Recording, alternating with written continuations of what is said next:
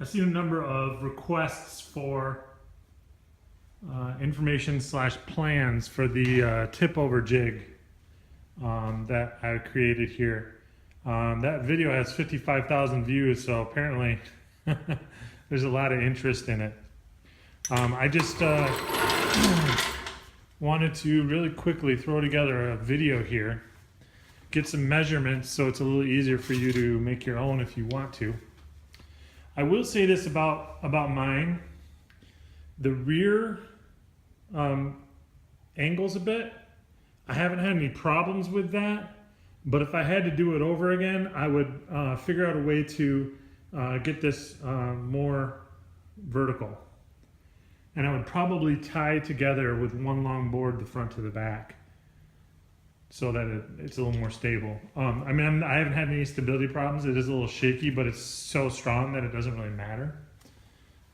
So the first question is the radius on the board here, and it's a 2 foot radius.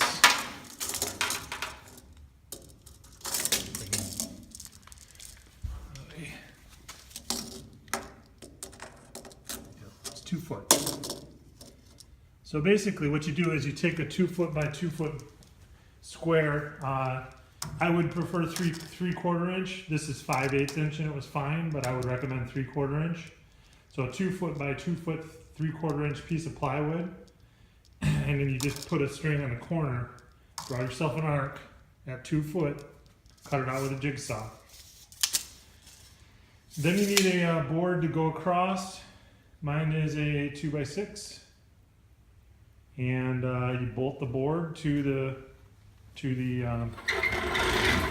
quarter circle there. I braced it with a triangle on the back. And then you use your bumper mounts and you put bolts right through on the bumper mounts. Now, so there's not really plans to it, it's just figuring out how to do it. Now here I used a they sell these ties, these metal ties for building decks at the Home Depot. There's one that ties these two together. You can't see it, but it ties it together on the inside. And then I've got one of these on the back. Now, you don't got to do it this way. You can put another board on the back. That would work just fine too. The width of this board, well, one thing you might be interested in is how far out to put this. You need it to make it so that this outside corner easily clears the car. I think I've got probably about 4 inches between this outside edge and the widest point of the car. Okay? This board here is 6 foot long. So this board that goes across is 6 foot. Okay? And then that, obviously that board just comes down to the same height as the 2 foot radius. All right, easy cheesy on the back.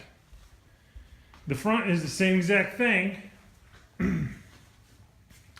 except that you need to come up with a brace here to mount this to your frame mounted bumper mount holes. Okay? So you need to buy some bolts or use your bumper bolts. And then I fabricated this bracket. I used a big L bracket and then I welded on another piece to make it longer so I could reach this back hole. I didn't want just one bolt hole holding it. So the idea of this thing is when you have it on its side, all of the weight of the car is transferred from these brackets to the wood and then down to the ground. And then that's why you can have a lever action. And that pivot point is close enough to the center of gravity both ways that it's relatively easy to lift. Okay? This whole thing weighs, you know, the bare shell weighs like, I don't know, 500-600 pounds probably. I can lift that by myself because of the lever action with the pivot point here. The bare shell it's starting to get heavy with this suspension on it, okay? But if it's just a bare shell, it's easy enough to lift with one person. It's probably about 80 or 100 pounds of lifting force to get it up. So, all right. Hope this is helpful. If you have any questions, feel free to shoot me a message. Thanks.